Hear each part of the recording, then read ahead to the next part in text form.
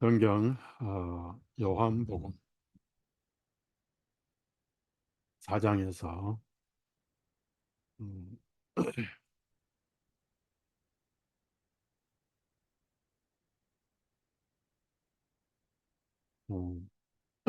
13절부터 요한복음 4장 13절에서 26절까지 읽겠습니다.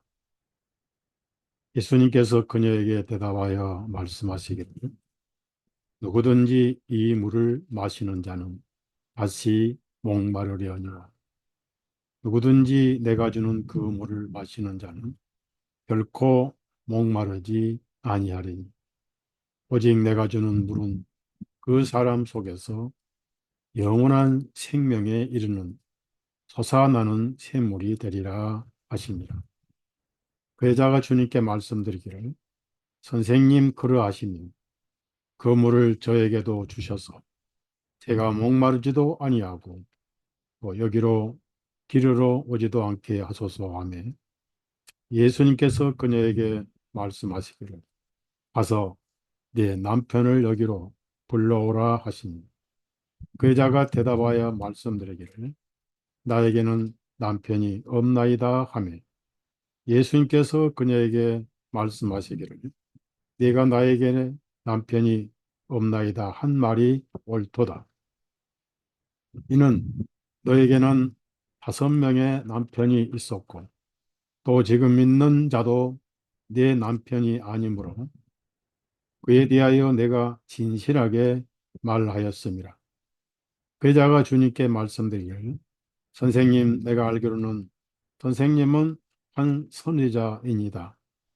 우리 조상들은 이 산에서 경배하였는데 당신들은 말은 예루살렘 사람들이 마땅히 경배드려야 할 것이 예루살렘에 있다고 하더이다 하니 예수님께서 그녀에게 말씀하시기를 여자여 나를 믿으라.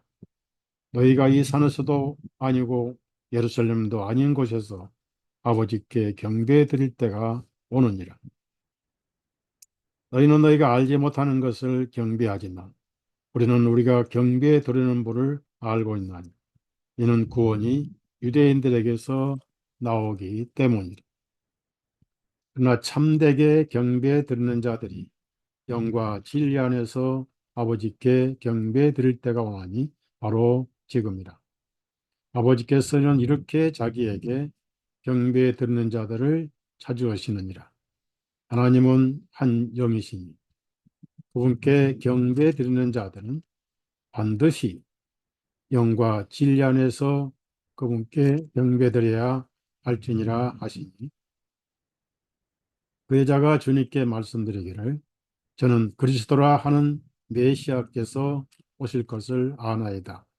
그분께서 오시면 우리에게 모든 것들을 말씀하여 주시리다 하매 예수님께서 그녀에게 말씀하시기를 너와 말하고 있는 내가 바로 그니라 하시니라. 네, 여기까지만 어, 읽었습니다. 예수님께서 마가복음 1장에도 온 세상에 가서 복음을 전하라 이런 말씀을 하셨고 또 마가복음 16장에도 땅끝까지 복음을 전하라 이런 말씀을 하셨습니다. 바울 사도는 이방인에게 복음을 전하기 위해서 부름받은 그릇이었고 내가 복음을 전하지 않으면 화가 내게 있으리라 이런 말을 하셨습니다. 우리는 끊임없이 복음을 들어야 되고 복음이 실증난다는 사람들은 복음의 가치를 어, 깨닫지 못한 사람들입니다. 복음이 아니고 잡음으로 들려온 사람들이 있을 거예요. 왜 그럴까요? 죄로부터 거듭난 사실이 없기 때문에 자신이 잃어버린 죄인이라는 것.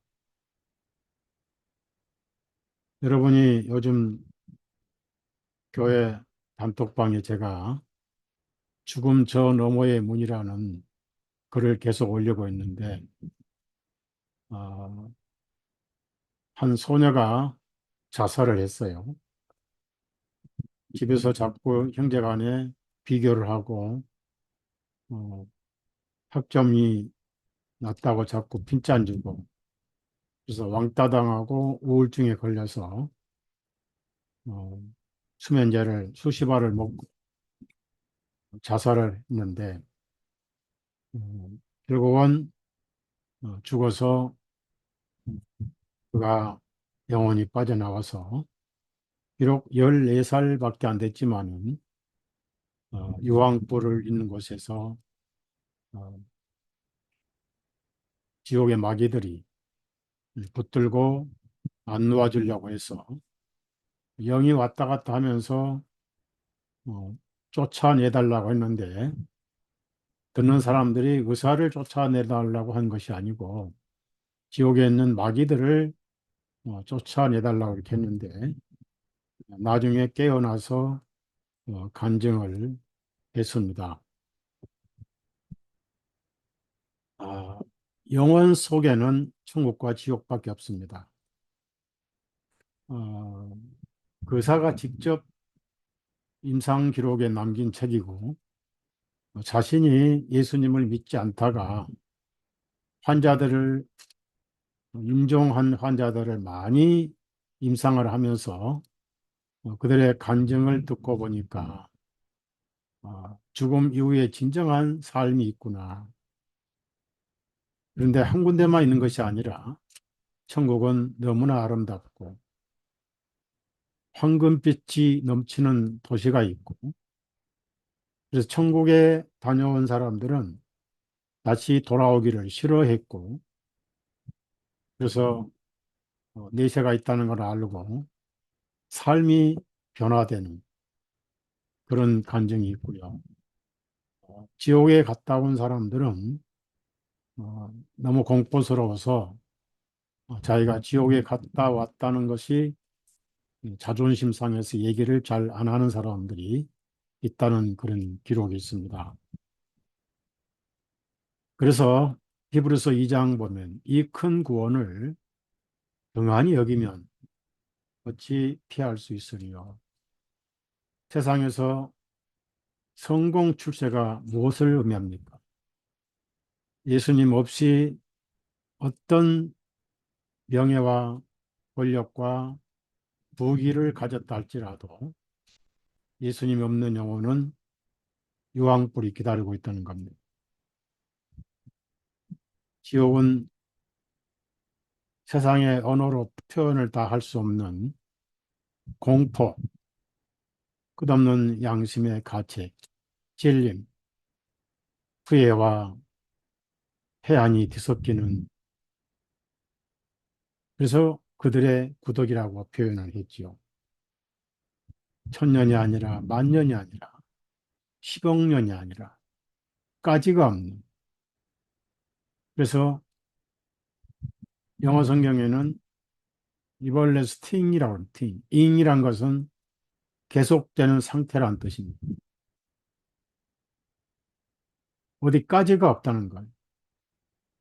거기에 비하면은 마치 우리가 누에꽃이 안에서 살다가 번데기가 나오듯이 육신을 벗어나서 영혼을 어디로 보낼 거냐. 이 영혼 문제가 해결 안 되면은 인생을 헛것으로 사는 겁니다. 좀 더 편안한 삶이 무슨 의미가 있고, 옛날 시골 사람들은 흙으로 콩나무로 집을 지어서 흙으로 지붕을 메우고 볏집으로 지붕을 만들었습니다. 덮었어요.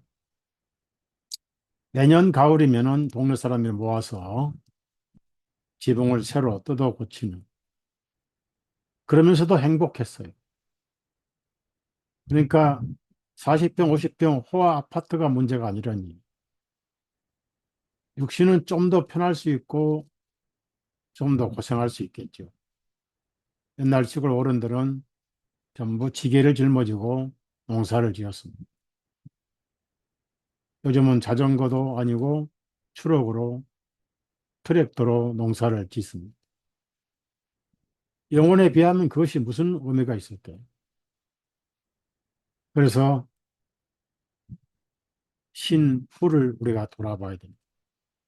이 육신을 벗어났을 때 내 영혼이 소망하고 약속했던 찬란한 영광스러운 나라. 바울 사도는 그것을 삼층천이라 그랬어요.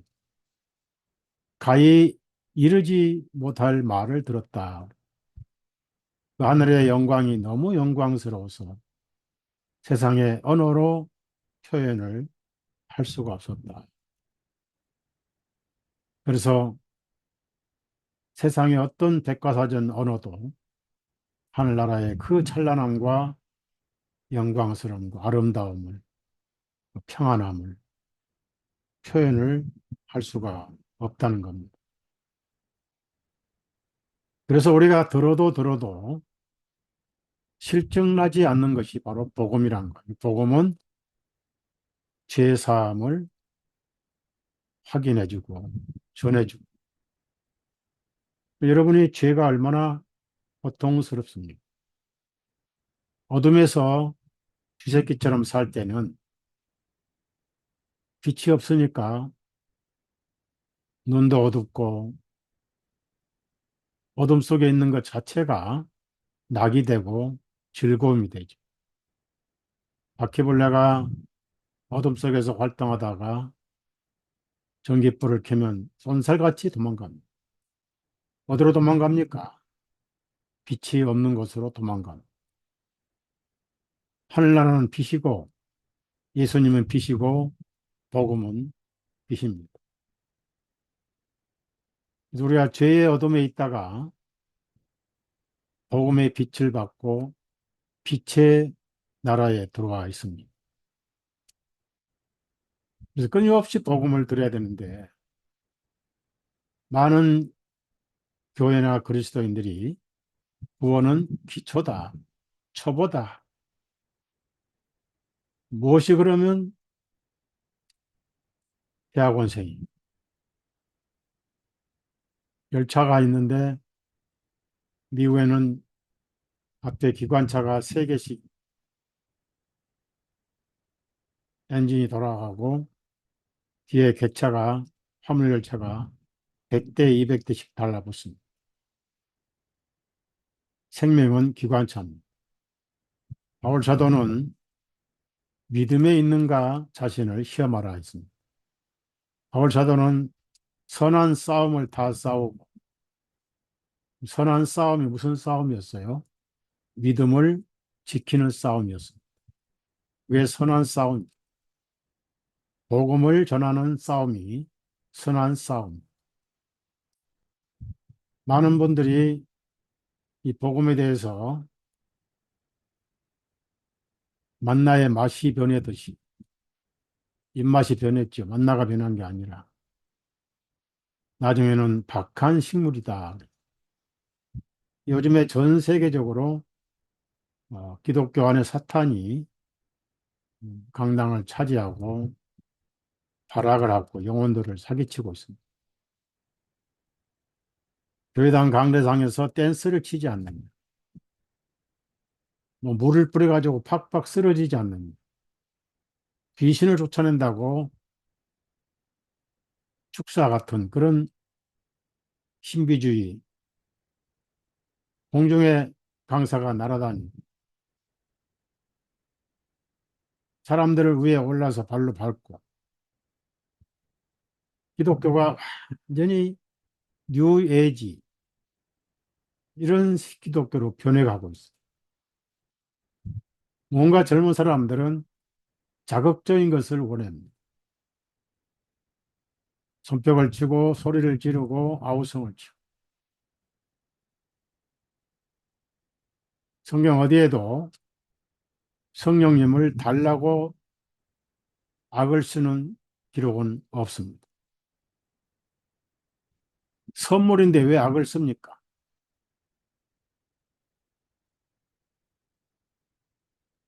제3의 말씀을 전할 때 이방인에게도 유대인 회당에 한 번도 가본 적이 없는 사람,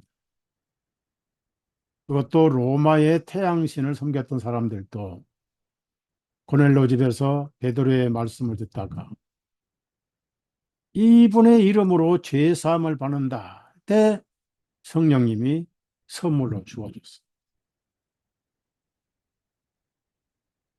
성령 달라고 달달달 하나님을 볶아요. 성령 충만도 달라고 볶을 필요 없어요. 믿고 말씀 들으면 성령 충만해요. 이런 기독교가 신비주의 기독교로 지금 변해가고 있고, 음, 여자들이 목사가 돼가지고 강단에서 스, 스커트, 스커트 입고 설교를 합니다. 이세벨들이 날뛰는 세상이, 형제가 머리인데 여자 목사들이 떼거리로 기독교 강대상을 차지하고 안수하고, 그다음 목사란 명함을 주니까 많은 영혼들이 속아서 사기당하고, 어느 날 알고 온 마지막 때 죽정이 알곡이 분리가 될 겁니다. 오늘 여러분 다시 한번 복음을 책임질 하셔야 됩니다. 새로운 걸 찾지 마세요. 새로운 분은 예수님밖에 없습니다. 예수님은 항상 우리 심령 속에 새롭습니다. 그래서 우리는 새로운 피조물이 된 것. 오늘은 죄 사함을 받거나 예수님이 나의 구주라는 사실을 믿는 데 있어서 많은 그리스도인들이, 대한민국 특히 한국 교회가 100년간 잘못 가르치고 잘못 배워온 엄청난 변질된 그런 내용들이 있었습니다. 어떻게 보면 그게 좋은 것 같지만은 정확하게 성경으로 보면은 복음이 아닙니다. 구원은 선물이고 성령님도 선물이고 거저 주시는 은혜입니다. 어떤 조건이 없습니다. 그냥 받기만 하면 돼요. 그래서 구원을 받는다, 얻는다 그럽니다. 받는 것은 주시는 분이 주니까 받는 거고, 얻는 것은 조건이, 자격이 없는데도 얻는 것이라 그런 의미가 들어있어요. 네.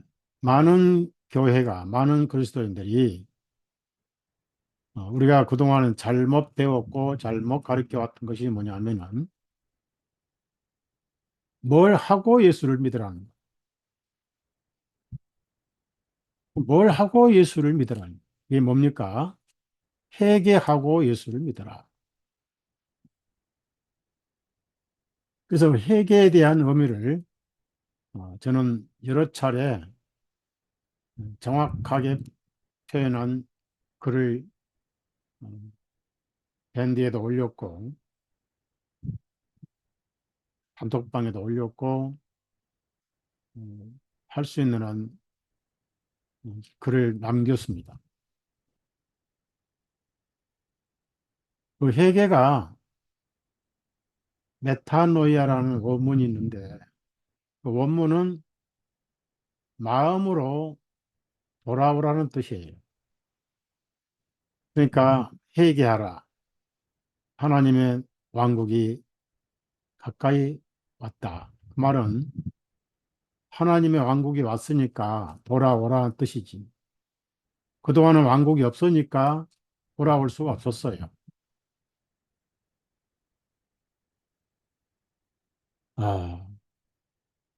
아들이 아버지에게 잘못해서 해초리를 맞아야 되는데 아무리 아버지가 돌아오라 해도 아들은 무서워서 도망만 칩니다. 아무리 달래고 설득을 해도 안 돌아와요. 왜? 엄격한 아버지니. 그러다 어느 날 아버지가 해초리로 자기 장단지를 때려서 피가 터지게 해초를 쳤습니다. 그리고 정의는 아이 어머니가 지켜보았어요. 그래서 그 흐르는 피를 장단지를 걷어서 보이면서 아들아, 네가 잘못한 것은 맞는데 벌은 내가 대신 받았다. 라고 흐르는 장단지를 보여주고 어머니가 증언해 주었어요. 그래서 아들이 돌아온 거예요. 여러분은 탕자가 돌아왔지만은 그는 용서를 받았기 때문에 돌아온 건 아닙니다. 그걸 사람들은 회개라고 그래요.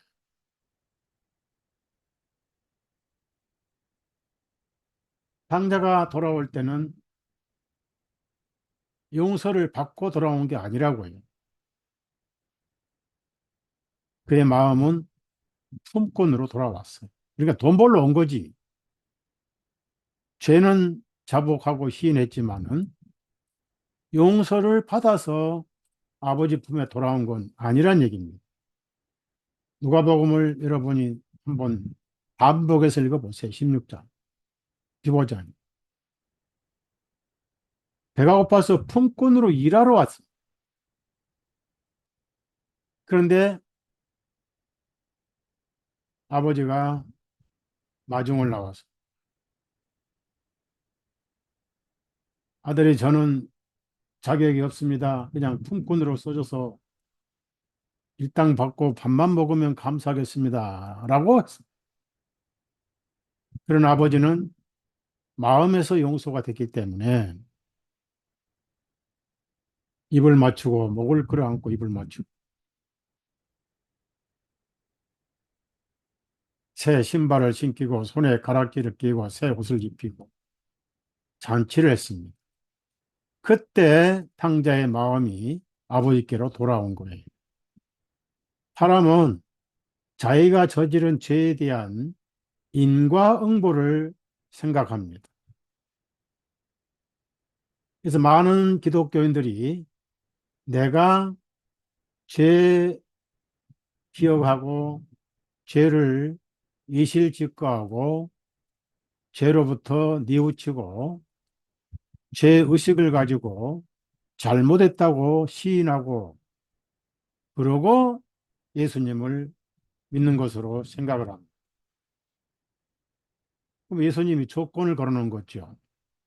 너 죄 기억에서 뉘우치고 반성하고 죄의식을 가지고 통해 자복하고 그 다음에 네가 죄인인 것을 시인한 다음에 나를 믿어라. 그건 복음이 아니에요. 그건 종교와 행위 짬뽕입니다. 그래서 오늘 그 문제를 한번 다루고자 합니다. 조건이 있으면은 선물이 아니고 여러분이 그런 조건을 내걸어서 예수님을 믿었다. 이렇게 생각하시면 다시 한번 복음으로 돌아오셔야 됩니다. 왜냐하면 우리는 지금 앞을 볼 수 없는 환경에 처해 있어요. 10월 달부터 어떤 일이 터질지 모릅니다. 예측을 못한 관계에 살고 있습니다. 저희들은 포기하지 않고 2030년까지 인구의 90%를 제거할 계획을 세우고 있다고. 아, 트럼프 대통령이 당선이 안 되도록 오늘 또 새로운 정보를 보니까 조지아주에 죽은 사람들의 투표용지가 엄청나게 발견돼 가지고 특수부대 해병대 가가지고 전부 소각시켜 버렸어요. 옛날에 죽었던 사람들 이름으로 투표를 한 거예요. 미리. 음, 이게 미국에서 일어난 걸로 생각하시면 안 됩니다. 그리고 그 투표용지를 인쇄한 사람 알아내 가지고 체포령이 내렸다. 그리고 10월 18일 날 트럼프 그동안 재판했던 음, 선고가 내려지는데 그 감옥에 가들 준비 다 하고 폭동이 날 걸 대비해서 연방군들이 뉴욕의 호텔에 지금 벌써 주둔 다 하고 있습니다. 그러니까 상황이 어떤 사건이 날지 또 전쟁은 계속 격화되고 있고요. 우리가 우리 자신의 구원을 다시 한번 돌아보고 점검을 해야 될 때라는 얘기죠. 우리가 잘 아는 사마리아 여인이 있었는데 음, 예수님은 이 여인이 공허하고 잃어버렸고 음, 그래서 여인을 영혼을 구원하시기 위해서 일부러 이 샘에 우물에 찾아오신 거예요. 제 아들이 음식을 구하러 간 사이에 그 옷차림 보면 예수님은 유대인이고 여인은 사마리아 여자였습니다. 먼저 말씀을 걸으셨어요. 물을 좀 달라. 그래서 사마리아 사람인데 어떻게 유대인인 당신이 나에게 말을 겁니까? 라고 의아해서 얘기를 하니까 예수님은 그가 누군지 알면 그가 생수를 주었을 것이고 어, 내가 선물을 음, 구하였을 것이다. 생수를 주었으리라. 근데 여전히 이 사마리 여인은 육신적인 말씀으로 이해를 했습니다. 이 14절 보면은 누구든지 내가 주는 그 물을 마시는 자는 결코 목마르지 아니하리니 오직 내가 주는 물은 그 사람 속에서 영원한 생명에 이르는 솟아나는 샘물이 되리라. 이게 이제 예수님의 은혜를 말하는 거예요. 은혜로 구원받는. 여전히 여인은 육신적인 말씀으로 이해를 했습니다. 물기를 끌도 없고 물도 깊은데 무슨 생수를 준단 말입니까? 그런 물이 있다면 저에게 주시고 여기 물길로 오지 않게 하소서라고 순전하게 얘기를 했습니다. 예수님은 이제 본론으로 남편을 불러오라 그랬어요. 물 줄 테니까. 그때 여자가 가슴이 뜨끔했을 거예요. 보통 사람들은 자기가 지은 죄에 대해서 거기에 해당되는 그런 말을 들을 때는 가슴이 뜨끔하면서 당황하지. 전 남편이 없나이다.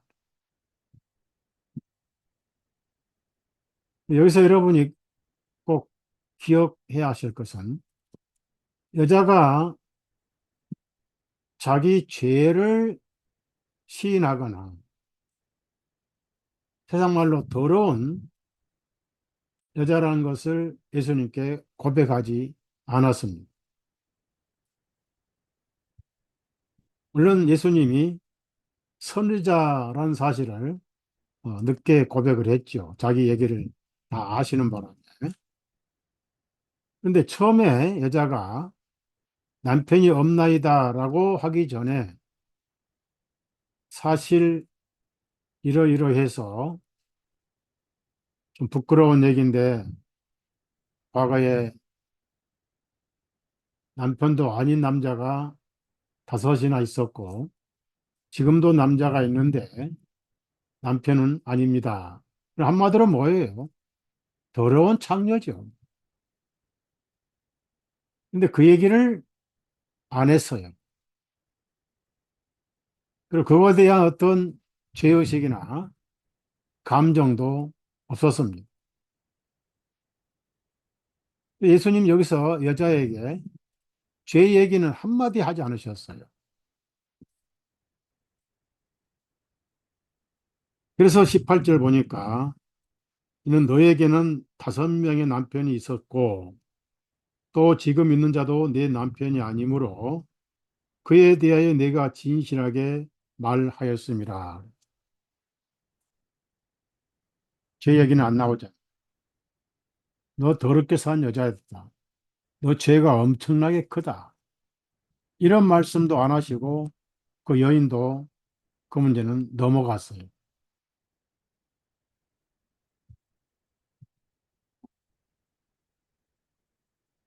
그래서 예배 얘기를 하면서 예루살렘 또 사마리아 산 그다가 예수님 이 산도 아니고 그 산이다 예루살렘도 아니고 지금 예배할 때 온다.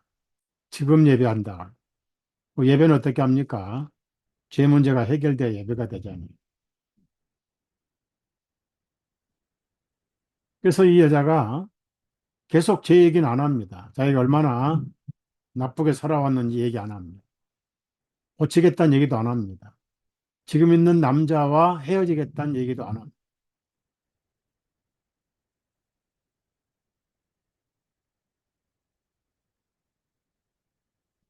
메시아가 오실 것인데 그분이 오시면 다 말씀해 주실 겁니다. 그랬더니 마지막 예수님이 내가 지금 너와 말하고 있는 내가 메시아 그니라. 깜짝 놀랐어. 거기서 여섯 남자와 살았다는 더러운 도덕적이고 장녀같이 살아온 더러운 삶을 기억하면서 죄의식과 통곡하거나 용서를 빌지 않았습니다. 죄는 용서를 빈다고 용서가 안 되잖아요. 그 죄를 한 가지도 기억하기가 쉽지 않은데, 자, 그런가 하면은 가늠하다 체포된 여인도 자기 죄에 대해서는 한마디 얘기를 안 했습니다.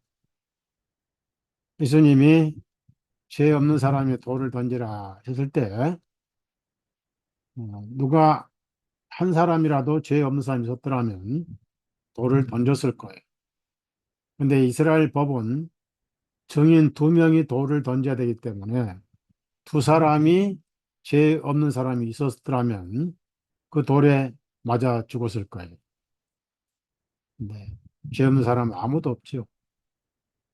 죄 없는 자 먼저 돌로 치라 할 때 모두가 양심이 살아났어요. 젊은이나 늙은이나 양심이 죄를 깨우쳤습니다. 돌멩이는 땅바닥에 떨어지고 죽이러 왔던 사람이 자기가 돌에 맞아 죽을 죄인이라는 걸 깨닫고 입을 다물고 주님의 앞을 떠나버렸습니다.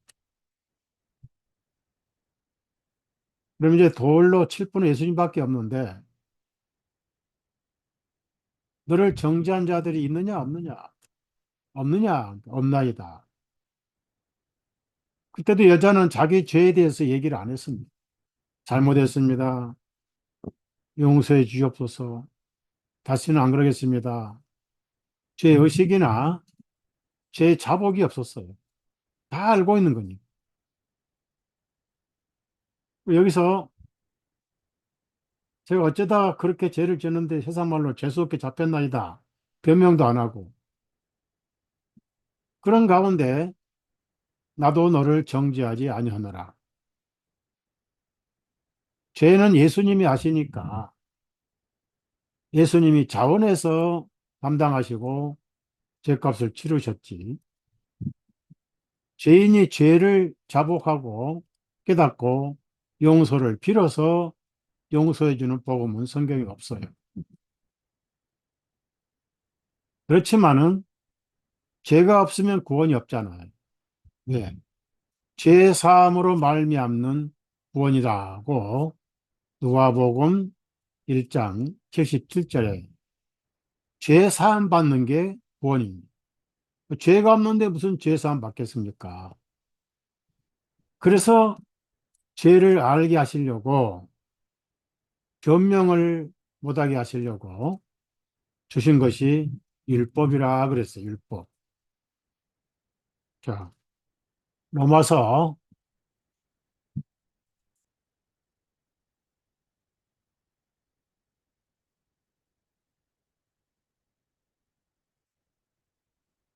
3장 한번 찾아봅시다.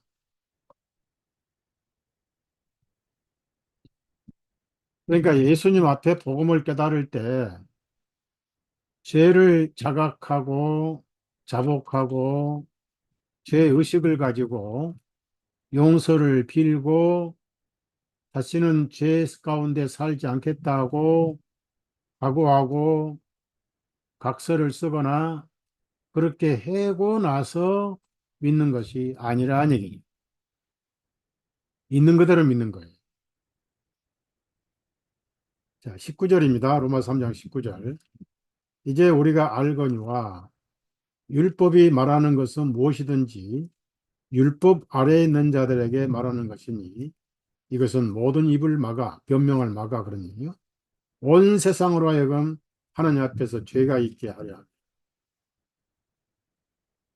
죄를 깨닫는 것이지. 아, 내가 죄인이구나. 자, 20절입니다. 그러므로 율법의 행위로는 그분의 눈앞에서 어렵게 될 육체가 없나니 이는 율법을 통해서는 죄를 깨닫기 때문이라. 아, 내가 죄인이구나. 그걸 깨닫기 때문에 믿는 거예요. 그 율법은 몽학 선생이라고 그러잖아요. 그 깨달은 것 자체가 구원의 조건은 아니에요. 죄인이기 때문에 그 죄를 용서해 주신 것을 믿는 것이죠. 그 죄를 용서달라고 빈다든지 다시는 그렇지 않겠습니다라고 각오하는 것은 자기 문제고 성령님의 문제지. 그게 이뻐서 용서해 주는 복음은 아니라는 얘기죠. 그러니까 죄인이 아닌 사람은 믿을 수가 없죠. 자, 그러면은 우리가 신약에서 복음을 찾아야지, 구약에서 복음을 찾으면은, 그거는 헷갈릴 때 많아요.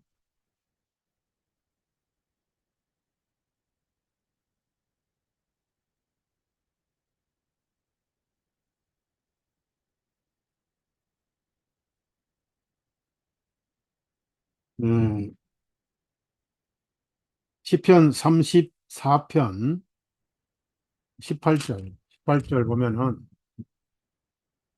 주님께서는 상한 마음을 가진 자들에게 가까이 하시며 통회하는 영을 가진 자를 구원하시는도다. 이런 말씀이 있어요. 그러니까 문자 그대로 통회하는 영혼을 구원하신다. 그 통회가 조건이 되는 게 아니잖아요. 사람마다 죄의식을 크게 느낀 사람이 있고 작게 느낀 사람이 있습니다. 또 죄인인 걸 인정하는 사람이 있습니다. 그걸 자백 또는 자복이라고 합니다. 구체적인 죄는 자복할 수가 없어요. 기억을 다 못하기 때문에. 그다음에 시편 51편을 또 찾아보세요. 17절입니다. 하나님의 희생물은 상한 영이라. 오 하나님이시여 주님께서는 상하고 죄를 뉘우치는 마음을 멸시하지 아니하시리다. 야, 그래서 당연히 양심이 있고 말씀이 있으니까 죄를 짓고 나면 마음이 상하고 심령이 상하죠. 그다음에 그게 평안을 주지 않고 고통을 주니까 뉘우치게 되죠. 근데 이것이 조건은 아니라는 얘기입니다. 조건이 되면은 믿음과 돌이킴이 합작으로 구원이 이루어지는 게 되는 거예요. 그건 아니잖아요.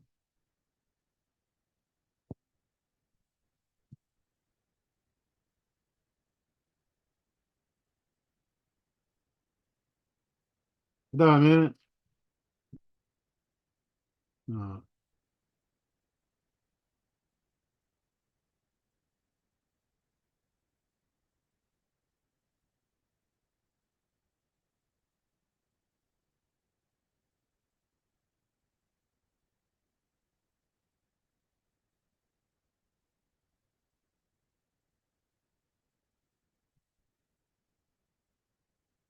이사야 음, 57장 찾아봐서 50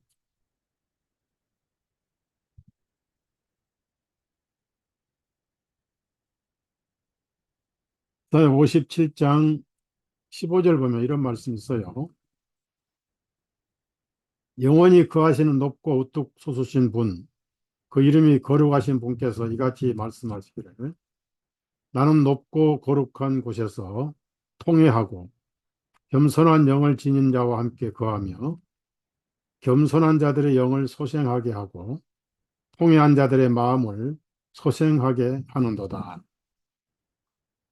죄인의 입장에서 이스라엘 민족의 입장에서 그동안 불순종하고 우상 숭배하고 태양신을 섬기고 안식일이나 안식년 또 면제년 희년을 지키지 않았던 죄들 자연적으로 하나님 앞에 낮아지고 상한 심령이 되고 또 후회도 하고 뉘우치기도 하고 근데 그것이 죄 사함의 조건은 아니란 얘기입니다. 죄 사함을 받는 그릇은 가능합니다. 죄인이 아닌데 죄 사함이 없으니까요. 우리가 죄를 지으면은 먼저 우리 자신이 잘 알잖아요. 하나님도 다 알고 계시고 그래서 본능적으로 죄를 변명하려고 그러죠. 근데 하나님 앞에는 변명이 안 되잖아요. 다시 이사야 29장 봅시다. 6절.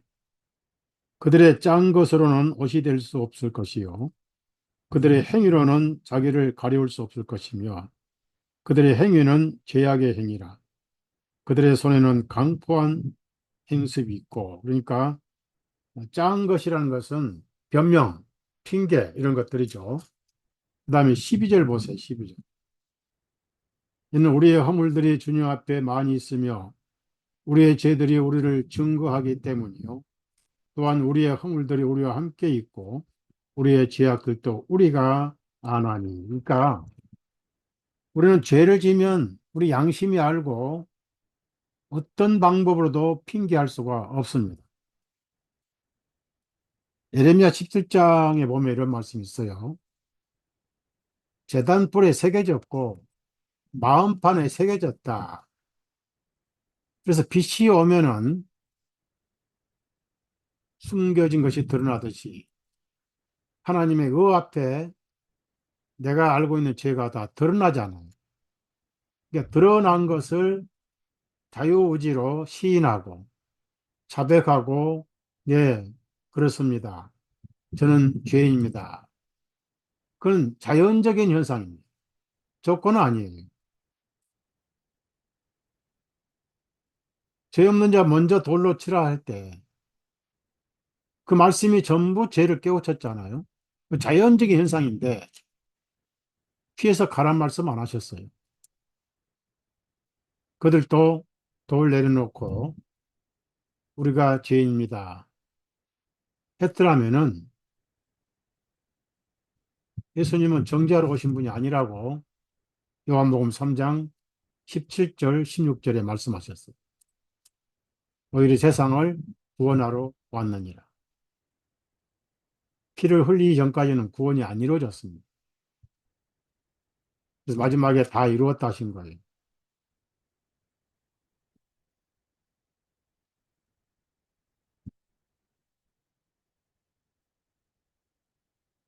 그 다음에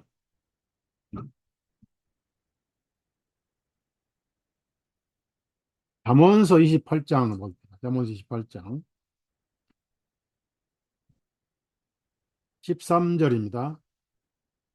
자기 죄들을 숨기는 자는 형통하지 못할 것이나 죄들을 자백하고 버리는 자는 긍휼하심을 얻으리라.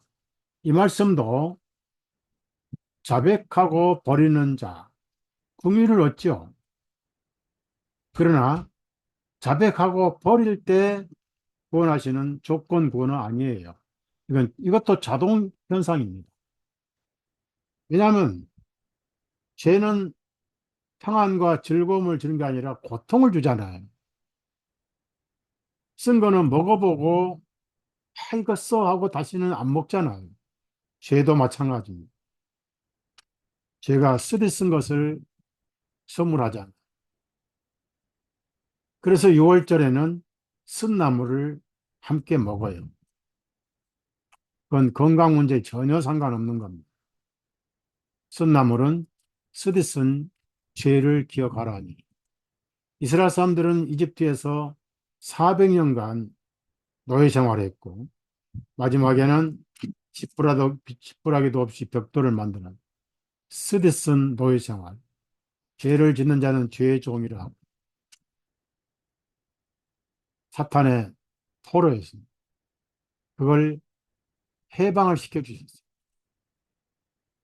6월절 예수님의 피로 해방을 시켜주셨어요. 어린 양의 피는 예수님의 피잖아. 그래서 기억하라.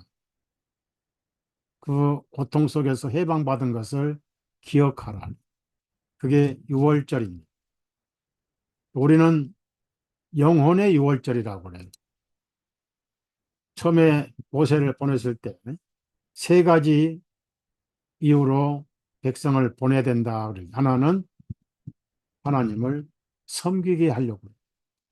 마귀를 섬겼으니까 이제 하나님 섬겨야죠. 죄를 짓는 자는 죄의 종이니까 죄를 섬겼던 거예요. 저와 여러분은 지금 하나님을 섬기고 계세요. 우리 삶 자체가 예배입니다. 무슨 예배드리러 갔다, 예배당 가서 예배 끝나고 예배 봤다, 그러고 집에 오는 게 아니에요. 풀타임 예배입니다. 삶 자체가 예배예요. 밤낮 없이 하나님을 존경하고 경배하고 사랑하고 증거하고 그것이 예배입니다. 예수님이 그래서 지금이 그때다라고 말씀하십니다. 절기가 없었던 겁니다. 대한민국이 일제 36년 동안 억압받은 삶을 살다가 어느 날 해방을 받았어요. 광복절이 왔어요. 그래서 우리 선조들은 그날을 광복절이라 복원했다. 빛광자입니다. 빛을 복원했다. 그래서 절기라고 합니다. 이스라엘 민족들은 400년간 노예 생활에서 절기가 없었어요. 그 절기는 해방과 자유와 찬양과 감사와 감격의 절기가 되어야 돼. 절기를 지키기 위해서.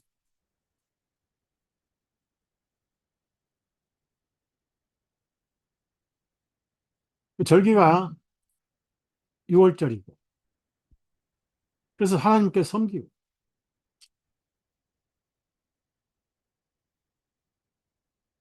그래서 여러분이 그 절기가 어느 날 예수를 믿는 그날, 복음을 들은 그날이 저와 여러분의 6월절입니다. 그래서 바울 사도는 고린도전서 5장에 우리의 6월절이신 예수 그리스도라고 나와요. 자, 그러면은 신약에 와서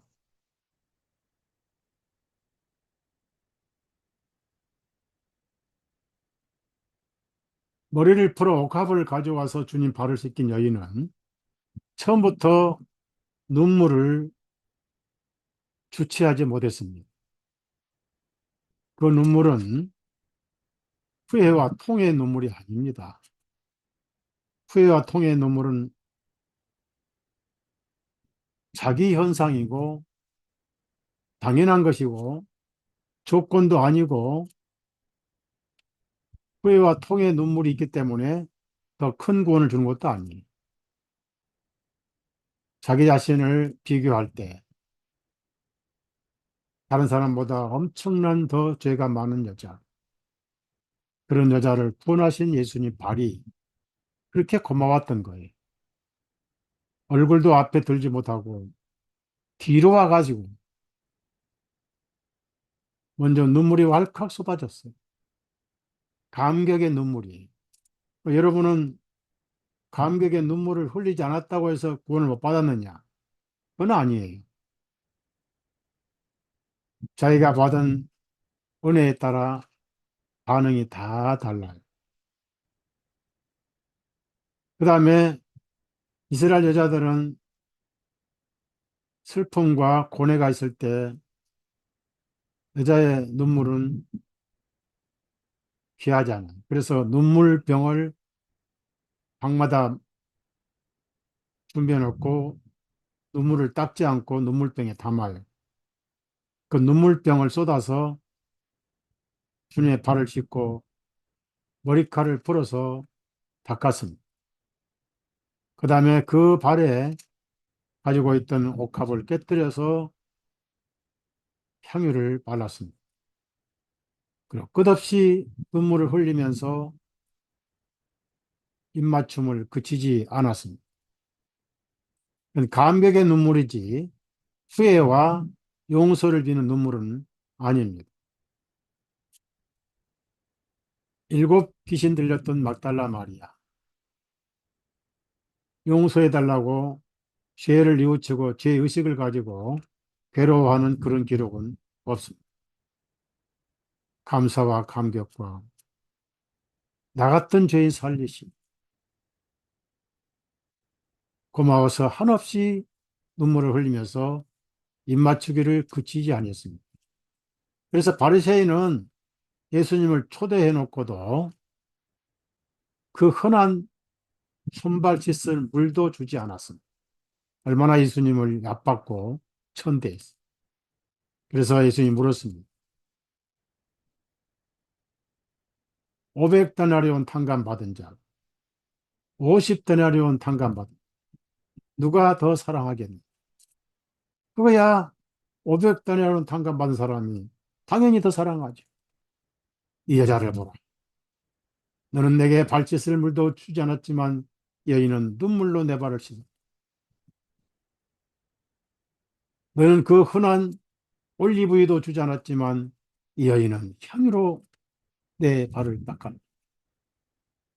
입맞추기를 그치지 않았느니. 그러니까 구원받은 감격은 사람마다 다 달라요.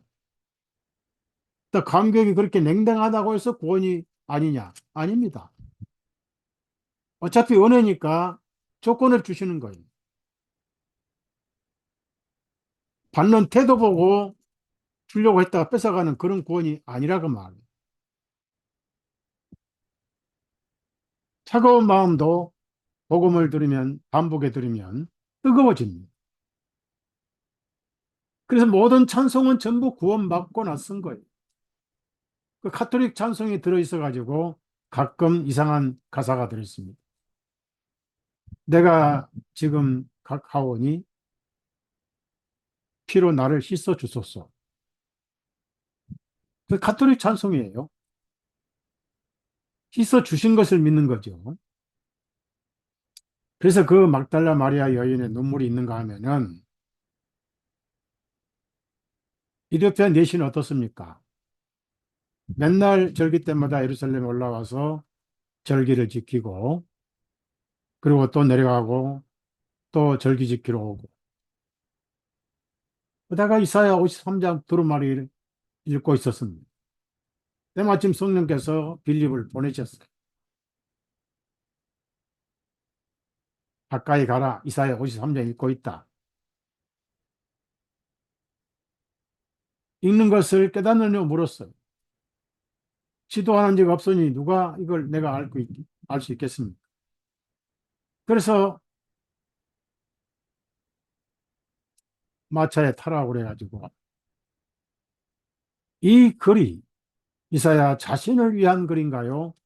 다른 분을 말씀하신 글인가요? 그렇습니다. 맞춰서 이 글에서 시작하여 예수님을 가르쳐 복음을 전합니다. 이대편 예시가 죄를 자복하고 죄를 끄집어내서 뭐 사실을 어, 재무장관 내신데 그동안 많이 고막까지 해먹고 입맛이 뽑기도 하고 그렇게 해서 부자가 됐어. 예, 삭개오는 그렇게 죄를 지어서 부자가 됐습니다. 예수님이 삭개오에게 내가 너 얼마 해쳐먹은지 다 알고 있어 하지 않으셨어요. 죄는 다 똑같습니다.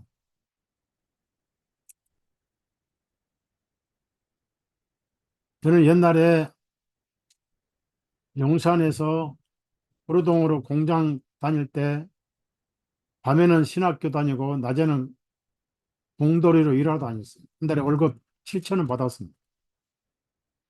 회사 간부가 서부이촌동에 빈 아파트 지키면서 일하라고 그래가지고 거기서 자취하고 밤에는 학교 가고 낮에는 일을 했어요. 돈이 없어가지고 그때는 버스 차장이 있었습니다. 살며시 끼어들어서 안에서 숨고 그 죄나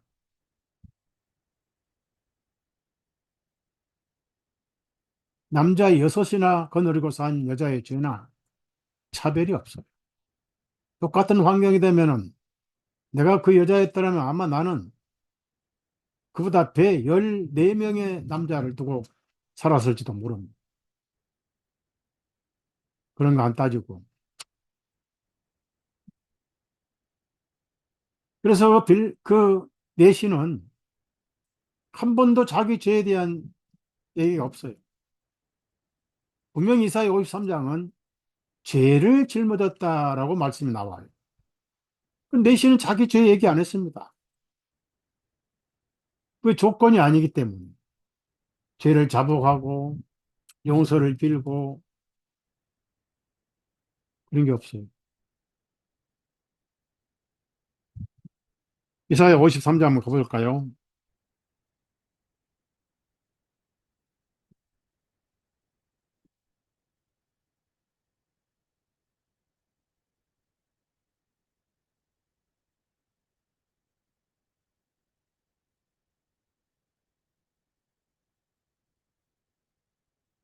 이사야 53장.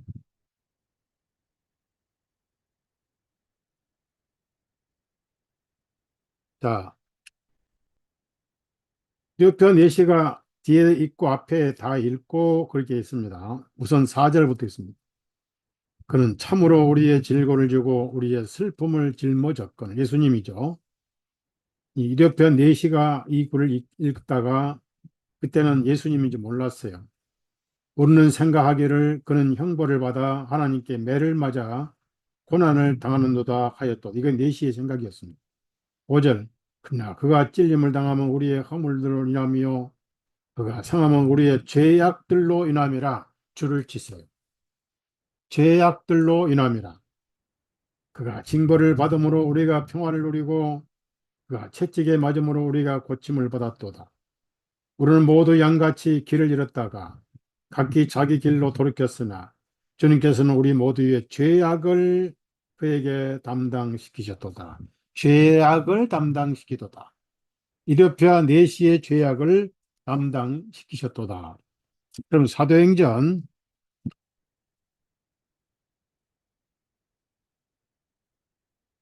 이디오피아 내시를 찾아가 봅시다.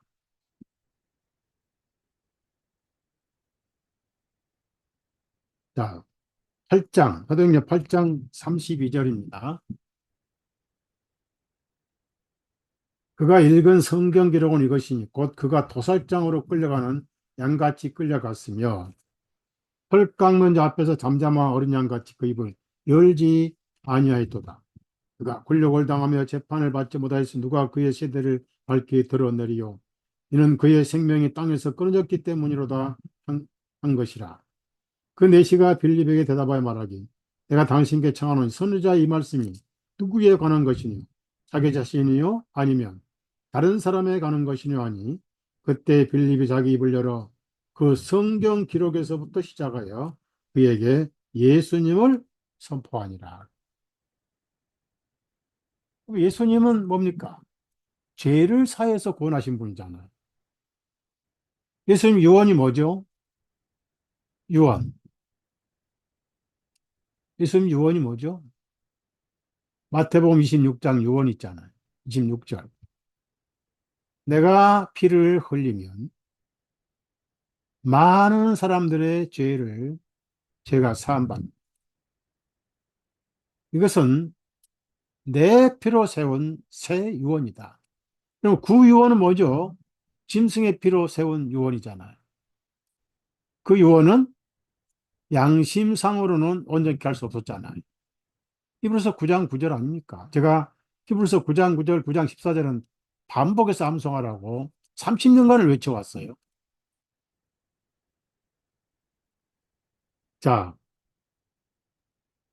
자, 36절에 예수님을 믿었는데 여기서 자기가 얼마나 사악한 죄인인가를 자복하거나 이실직고하거나 뉘우치거나 죄의식을 느끼거나 통회하거나 그런 게 없었어요.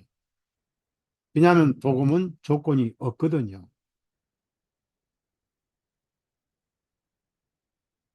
길을 가다가 빌립이 침례까지 받아야 되는 거죠. 침례를 받아야 이제 전도가 끝나는 거예요. 왜? 침례는 공개간지. 누구 이름으로 침례 받죠? 성부, 성자, 성령의 이름으로. 목사님들 한글도 영어도 몰라. 성부, 성자, 성령이 이름이 어디 있습니까? 성부의 이름은 여호와, 야훼. 성자의 이름은 예수 그리스도, 메시아. 성령의 이름은 없죠. 그럼 성부, 성자의 이름이 뭐 이름들이 아니고 단수라 그 말. 성부, 성자, 성령 이름이 예수 그리스도. 사도들이 제대로 했어요. 사도행전 어디를 볼 때도 예수님 이름으로 침례 다 했지. 어디? 성부, 성자, 성령 이름으로 침례했습니다. 그 저는 침례할 때 성부와 성자와 성령의 이름이신 예수 그리스도 이름으로 침례한다. 이렇게 선언합니다. 그러니까 이단이죠. 한 단계 높은 사람이죠.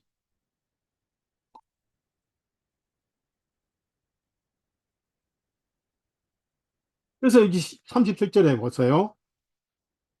빌비 말하기를 만일 당신이 마음을 다하여 죄를 고백하고 후회하고 뉘우친다면 침례를 받을 수 있나이다.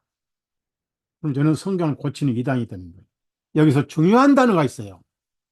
믿는다면. 자, 여러분 성경에 믿는다면 믿음이 전부입니다. 우리가 할 것은 믿음밖에 없어요. 거기에 어떤 조건을 더 붙이면 안 돼요. 구원은 예수님이 다 하셨어요. 홀로 다 하셨어요. 합작 구원이 아니라 그 뭐. 그런데 대한민국은 철야 기도 때 회개해야 돼. 소위 회개란 이름으로 죄를 기억해서 생각하고 자복하고 후회하고 뉘우치고 각오하고 기도원 갈 때마다 지옥이 두려워서 콧물 눈물 짜내야 됩니다. 1년에 몇 번씩 그래요. 복음이 아니에요. 어떤 고등학생이 수양에 우리가 수양에 일주일간 하잖아요. 사탄이 수양에도 없애버립니다. 침례를 받았어요. 침례 받고 나서 집에 가서 이제 구원받았다는 또 싸움질 했어요. 그래가지고 다음날 목사님 그 침례 취소해 주세요. 내년 수양에 또 받. 그런 식이라면은 평생 침례 받다 끝나는 거예요.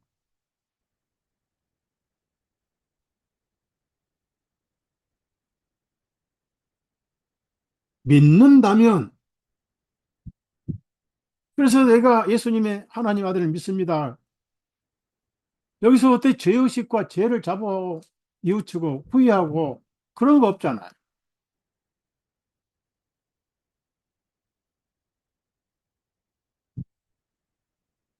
그 대신 반드시 구원은 죄를 알아야만이 받는 것입니다. 예, 아까 말씀드렸죠. 유언이 죄사함, 죄사함이 구원이잖아요. 가브리엘이 요셉에게 뭐라고 했습니까?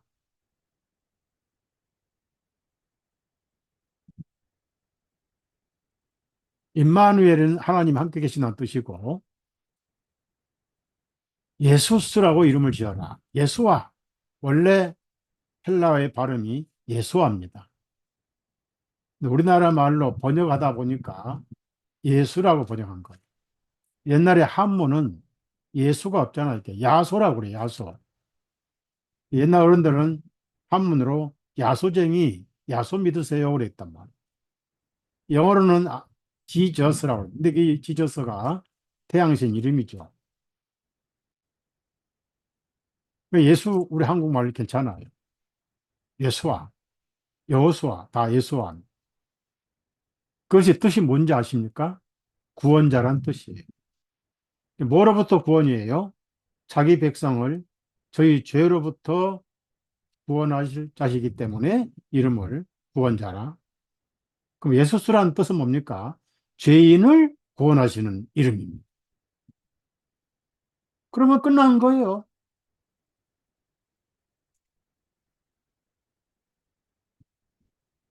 자,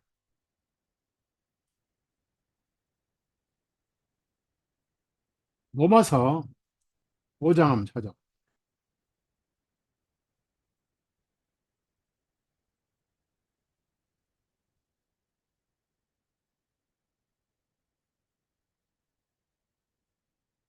우선 1절 보면 그러므로 우리가 믿음에 의해 의롭다 하심을 얻었은즉 여기에 조건이 없어요. 죄를 기억하고 제 의식을 가지고 후회하고 뉘우치고 반성하고 각오하고 꼭 이게 필수 조건이 전혀 없습니다. 하나님과 나 사이에 양심 사이에 말씀 앞에 죄인이란 것을 인정하고 시인하면 돼요. 무슨 죄 그거 평생 또 어떻게 다 얘기합니까? 머리카락보다 더 많다고 그러는데 정수리보다 넘친다고 그런다. 그래서 그냥 죄인, 저 죄인입니다. 그래서 예수님을 믿는 거예요. 죄인 아닌 사람은 안 믿죠. 그러므로 우리가 믿음에 의해 의롭다 하심을 얻었은즉 우리 주 예수 그리스도를 통하여 하나님과 함께 화평을 누리느니라. 자, 그 다음에 언제 예수님이 이리 죄값을 갚으시고 구원하셨는가? 6절입니다.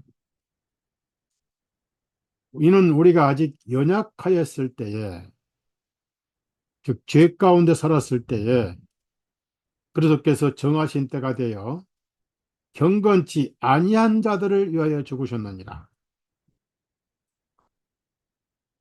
후회하고 뉘우치고 반성하고 돌이켜서 경건한 사람들을 위해 죽으신 분이 아니라는 얘기죠. 이 한국 기도원 문화, 부흥집회 문화가 전부 그런 거예요. 가슴에 손을 얹고 통일을 하시라고. 콧물 눈물 흘면서 통일하시라. 울어도 못하는 찬송은 또 해요. 울어도 못하네 눈물 많이 흐르되 콧물까지 흐르되 죄를 씻지 못하니 울어도 못하네. 다시 통성기도 합시다. 손을 고 주여 삼청을 하고 칠청을 하고 울고 울고 한다고. 왜? 죄만 기억하면 괴로우니까. 어느 정도 나가면 이제 속이 시원하니까 하나님 속이 좀 후련하십니까? 하나님 뭐라고 그러시요? 나는 예수 그리스도의 피만 보느니라. 불행하든 답답하든 그건 네 문제니라. 경건치 아니한 자들을 위해 죽으셨느니라. 그 다음에 8절입니다.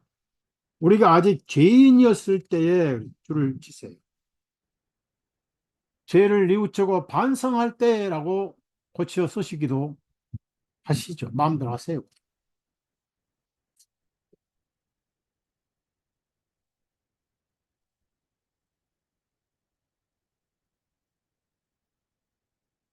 죄를 알기도 전입니다.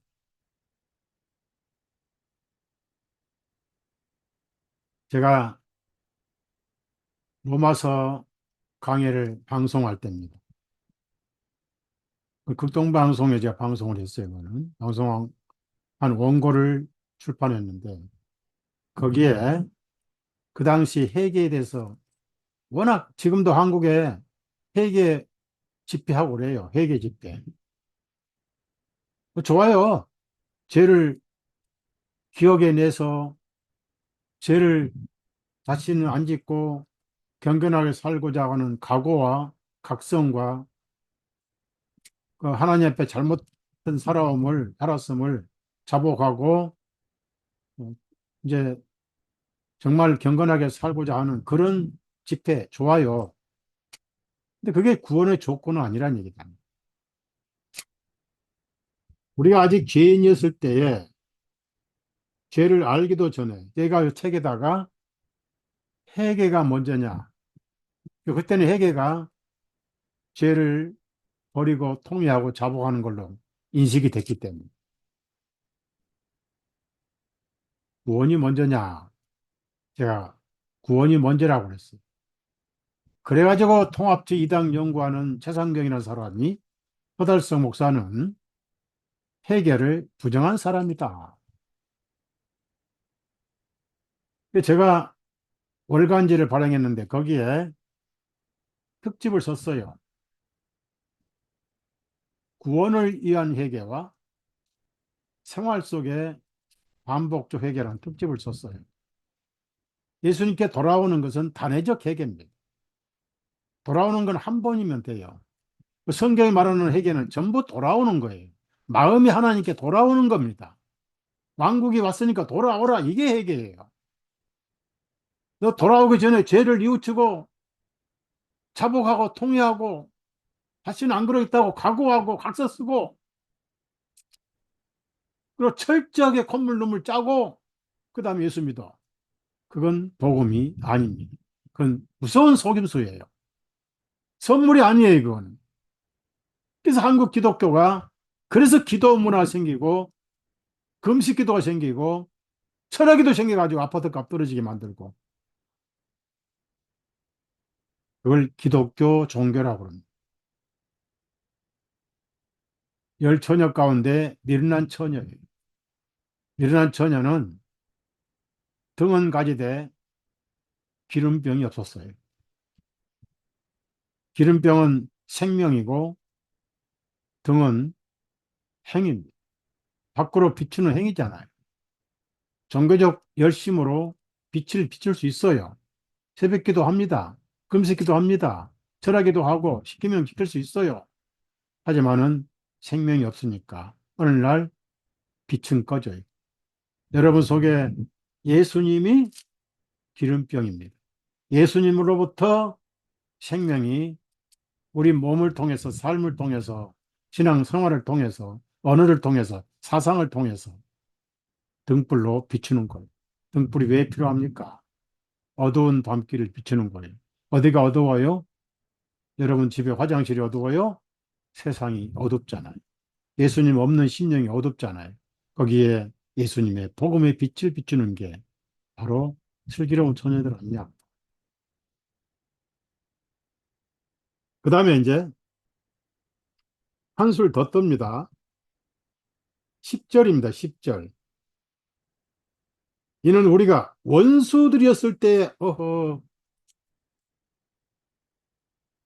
죄를 기억하고 자복하고 죄의식을 느끼고 통에 잡아 눈물 콧물 흘리고 그 다음에 돌이키고 나서 그분의 아들이 죽으심으로 아닙니다. 원수들이었을 때, 팔팔 죄 가운데 살았을 때,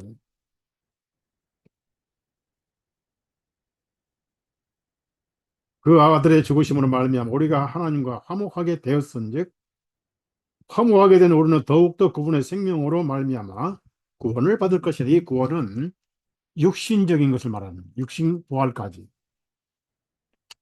베드로는 믿음의 결국 영혼의 구원을 받음이라 믿음의 결국은 영혼 구원이라고 베드로가 써놨어요.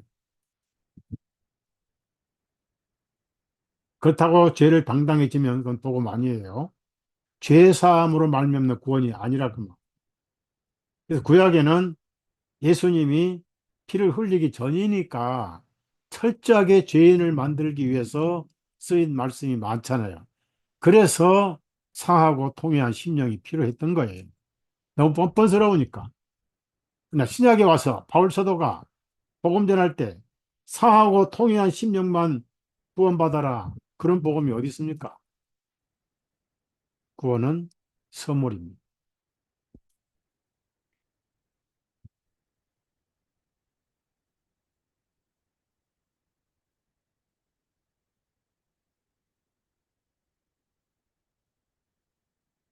자, 이제 하나만 하고 마칠게요. 자, 고린도 후서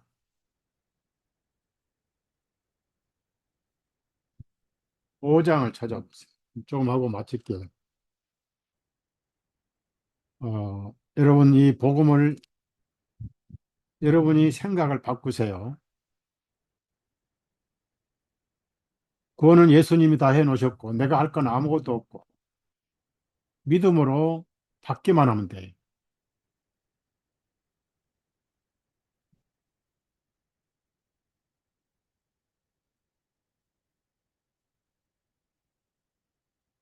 여러분은 여러분의 죄가 늘 걸려서 기억할 거예요. 그게 장애물이 될 거라고 생각할 수 있을 거예요. 이 생각을 바꾸세요. 하나님 앞에 장애물은 없습니다. 예수님의 피가 세상 죄를 다 도말해 버리셨어요. 하나님은 여러분의 죄를 기억하지 않으세요. 예레미야 31장 34절 죄를 기억하지 아니할 것이다. 그 말씀을 히브리서 8장에도 10장에도 반복을 합니다. 이스라엘 민족이 해당되면 우리 다 해당돼요. 유대인이나 이방이나 차별이 없다. 하나님 기억하지 않으십니다.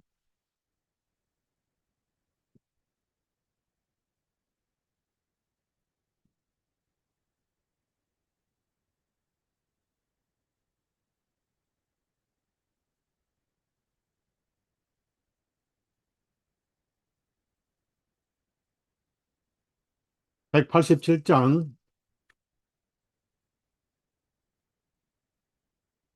좀 더 이 내용을 확인하기 위해서 3절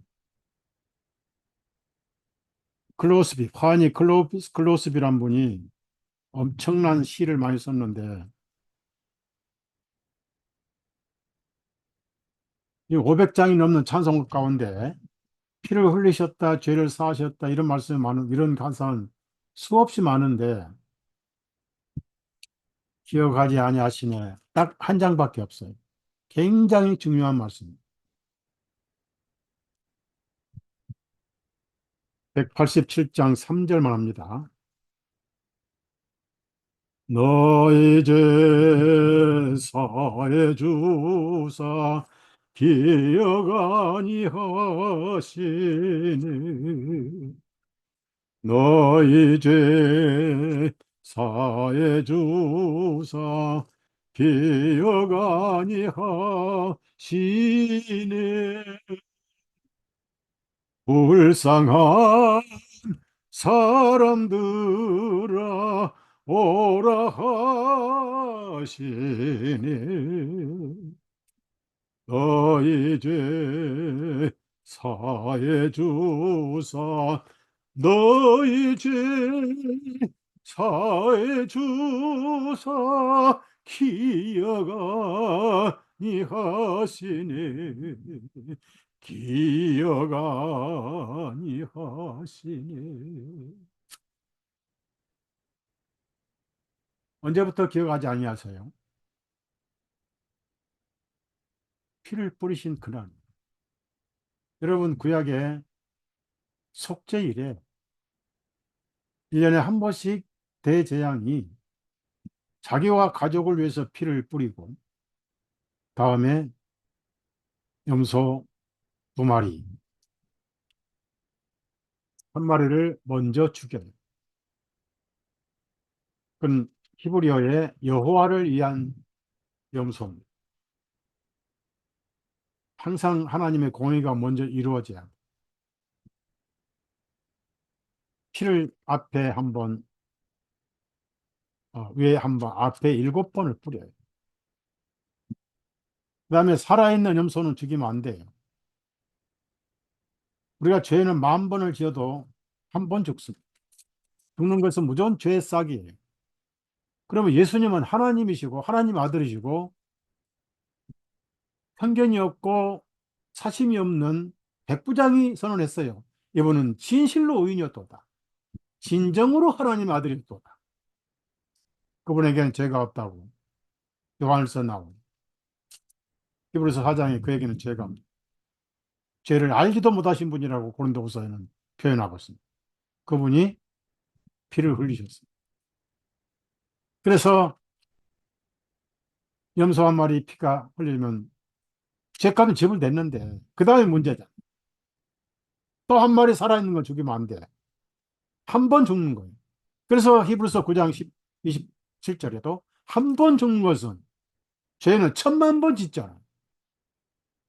사람에게 정하신 것이요. 그 후에는 심판이 있어요. 살아있는 염소 머리 안수에서 오형적으로 죄를 넘깁니다. 죄값을 넘기는 거. 그래서 사람을 하여금 저 광야에 사람이 안 사는 곳에 갖다 버려라. 죄를 짊어진 염소가 사람 눈에서 사라져버려. 누구 눈에서? 하나님 눈에 사라져버려. 예수님 부활하심으로 말미암아 부활하신 그날부터 인류의 죄는 앞으로도 영원히 기억을 안 하십니다. 그 찬송이 찬송입니다. 나 환자도 참새 2마리, 한 마리는 날려보내요. 반드시 피를 묻혀 날려버려요. 그럼 어디로 나가는지 몰라요. 예수님 부활하신 이후에 인류의 죄는 기억지 않았어요. 그래서 우리가 믿음으로 구원을 받았고, 그러니까 아주 쉬운 거예요. 죄를 지적해서 죄인으로 인식하고 자복하고 인정하게 하는 건 좋은데 공포를 주지 마세요. 겁을 주지 마시라고. 예수님은 죄를 사해 놓으셨어요. 유언이 이루어졌어요. 기억하지 않으셔요.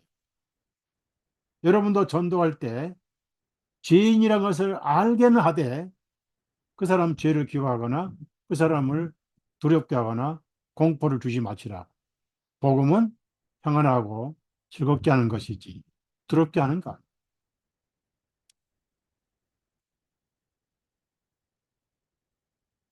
그래서 저는 옛날에 복음 전할 때 처음에 창조 얘기하고 그다음에 이스라엘 얘기하고 역사 율법 얘기하고 구약과 신약을 얘기하고 하다가 결국은 복음 전하기 때문에 목요일 날은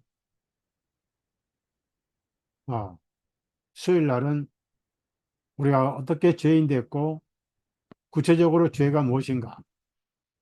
사람들은 자기에게 해당이 안 되는 죄가 있잖아요. 그래서 성경을 전부 뒤지는 거예요. 마가복음 7장이나 요한복음 15장이나 로마서 1장이라든지 고린도전서 6장이라든지 에베소 5장이라든지 계시록 22장 8절이라든지 전부 죄 얘기를 합니다. 하나만 걸린 거예요. 로마서 1장에 23가지 죄. 하나는 걸리지 않아요. 그럼 죄인 거예요. 근데 그걸 기억해서 괴로워하고 하는 것은 잘못된, 그건 옳은 게 아니에요. 하나의 자연 현상일 뿐이지 조건이 아니에요. 그 다음에 목요일 날 이제 오전부터 복음을 쭉 얘기를 해요. 그러면 쏙쏙 들어가는 게 복음. 그렇게 해서 그 교회 다시 못 나가고 복음교회로 여기저기 흩어져서 속해서 있는 분도 있고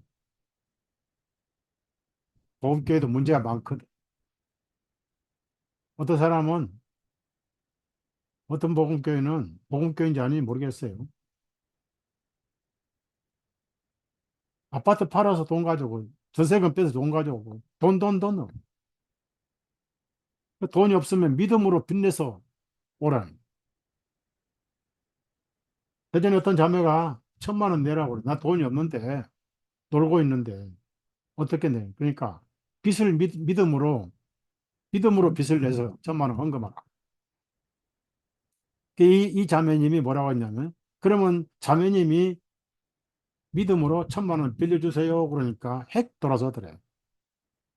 자기는 빌려줄 믿음은 없고 가난한 자매 보고 믿음으로 빚내서 헌금하라. 그게 기독교입니까? 만몬 종교지요.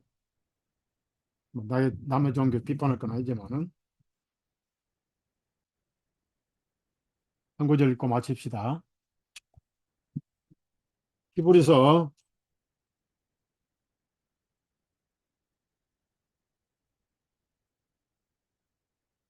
그러니까 죄 의식이 강하든 적든 간에 막달라 마리아 같이 감격의 눈물은 흘릴지언정 죄 때문에 미안해서 하나님 두려워서 울고 자복하고 빌어서 용서받는 것은 비슷한 세리 기도는 있어요.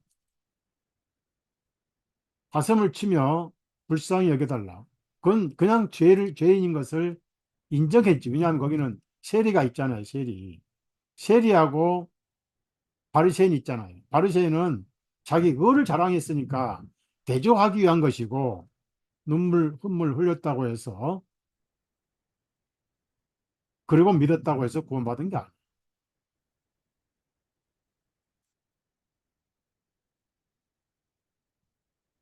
히브리서 8장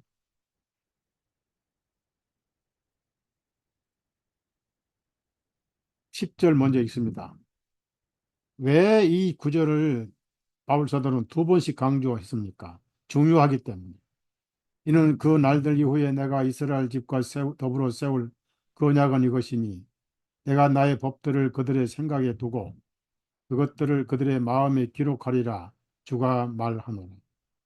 그리하면 나는 그들의 하나님이 되고 그들은 나에게 백성이 되리라. 그다음 12절 이는 내가 그들의 불의에 대하여 긍휼을 베풀고 그들의 죄들과 그들의 불법들을 내가 더 이상 기억하지 아니하리라 하셨느니 염소와 송아지 피가 아니고 예수님 피를 흘리셔서 지성소 긍휼의 자리에 뿌렸기 때문에 더 이상 기억할 필요 없어요. 왜? 전부 죄가 없는 세상으로 보이십니다. 정죄가 끝났어요. 그럼 누가 정죄합니까? 자기 양심이 자기를 정죄해요. 하나님은 정죄하지 않습니다. 하나님은 지옥 보내지 않습니다. 자기 양심에 끌려가는 거예요. 얼마나 불쌍합니까? 우리가 이것을 알고 전하지 않고 책임이 누구에게 있겠습니까? 사실상 복음을 가진 그리스도인들이 직무유기하면 복음을 전하세요. 전하지 않고 들으리요. 듣지 않고 믿으리요. 그 다음에 10장을 찾으세요. 10장.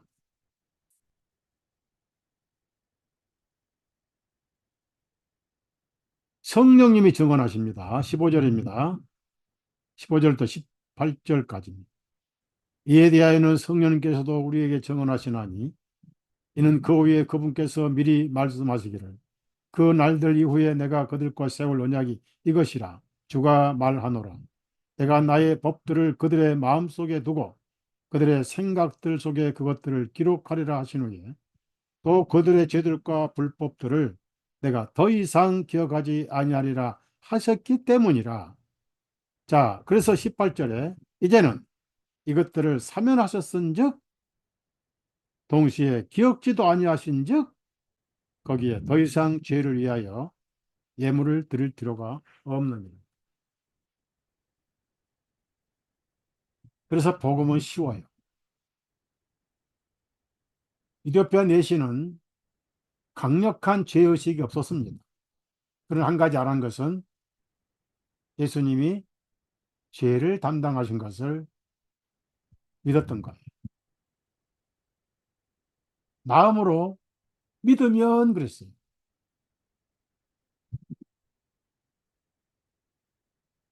여러분 가족 빨리 구원시키세요. 간단해요. 교회 안 나와도 돼요. 담배 끊으란 말 하지 마세요. 알아서 끊게. 술 고래 천국 갈 수 있어요. 믿으면 돼요. 거짓말쟁이 천국 갈 수 있어요. 믿으면 거짓말 하기 싫어져요. 성령님의 역사가 할 일. 그 다음에 노름쟁이 마약 끊어야 구원받지 마세요. 못 끊어요. 제가 어떤 사람 전도를 하는데 10분에 한 번씩 담배를 피워요. 당신 담배 피우면 삐쩍 말랐어요.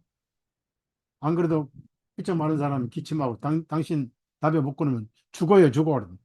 죽어도 못 끊어요. 예, 그냥 믿으면 돼요. 그럼 못 끊고 죽을 수 있는 거예요. 못 끊고 전국 가는 거예요. 죄인을 인정만 하면 돼요. 그냥 사람마다 다 다르잖아요. 이것이 복음입니다. 그래서 우리가 한국 기독교가 그동안 기도 문화, 철학기도 문화, 맨날 죄만 지적합니다. 부흥 강사가 맨날 몽둥을 두드려 패요. 그냥 콧물 눈물 다 짜놓고 마지막에 헌금 거둘 때 뭐까지 뺏어간지 아세요? 반지, 시계 다 뺏어가요. 목걸이 다 뺏어가요. 머리핀까지 전부 뽑아놓게 만드는. 그걸 전부 보따리 싸가지고 담임 목사하고 강사가 둘이 빰빠이 해먹어요. 사기꾼들, 나쁜 사람들이. 그렇게 이제 한참 울려놓고 콧물 눈물 흘리고 밤새 철학기도 해놓으면은 좀 후련하잖아요. 내가 울면은. 하나님도 후련한지 안다고. 그렇게 오해를 합니다. 하나님은 피로 만족하셨어요. 세상이 아주 어렵고 사랑스러운 것이에요. 복음을 전하라는 거예요. 듣고 믿으면은 하나님 백성이 되는 거예요. 얼마나 쉬운 구원입니까? 그래서 삭개오가 많은 죄를 지었잖아요. 예수님이 가셔서 너 구막가시한 거 다 털어내 하지 않으셨어요. 은혜가 마음을 바꿔버렸어요.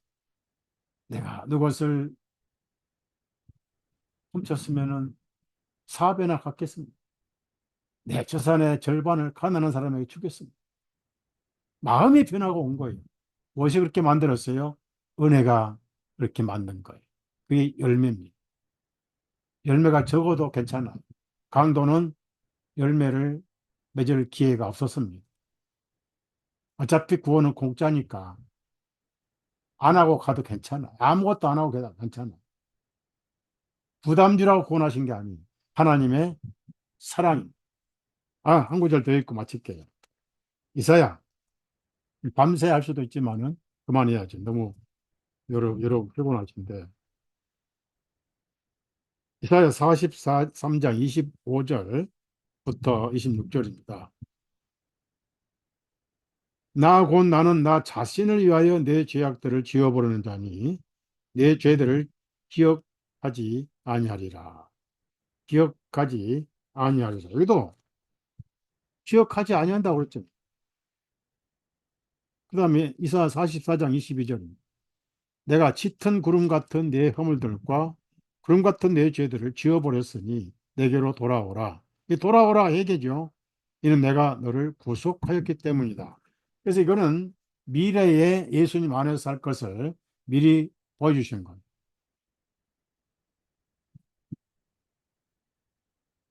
여러분이 죄를 기억할 필요 없어요. 하나님도 기억하지 않으십니다.